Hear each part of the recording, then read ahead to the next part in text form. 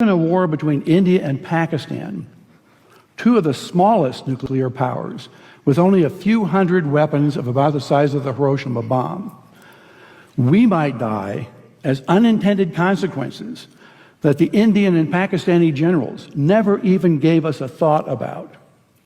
My colleagues, Luke Oman and Alan Roebuck, calculated the spread of smoke after a war between India and Pakistan. It only takes about 2 weeks for the smoke to cover the entire Earth, and it would rise to altitudes between 20 and 50 miles above the surface. At those altitudes, it never rains. The smoke would stay there for years. This farmer may be in Europe or in the United States, but many thousands of miles from Pakistan and India, is looking at the smoky sky above him and down at the crops that have died in his field from lack of light and cold temperatures. It's estimated that in a war between India and Pakistan, that we would lose 10 to 40% of the yields of corn, wheat, and rice for years afterward because of the bad weather. The entire world only has enough food to feed the population for 60 days unless agriculture produces more food.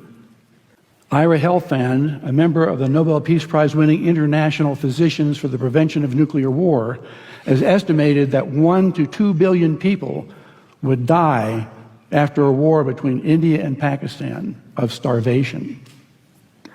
And after a full-scale nuclear war, temperatures would plunge below ice age conditions. We would be in a nuclear winter. No crops would grow.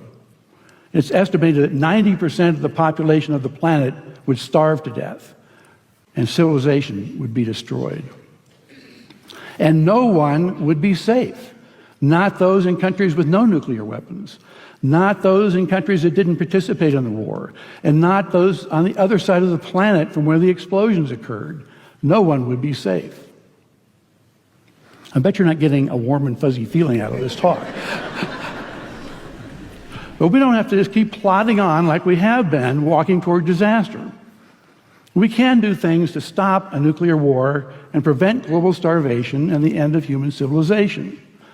In the 1980s, politicians recognized the dangers of a nuclear conflict and did things about it. Nowadays, politicians don't seem to understand the dangers of these wars, and the younger generations hardly give nuclear conflict a thought.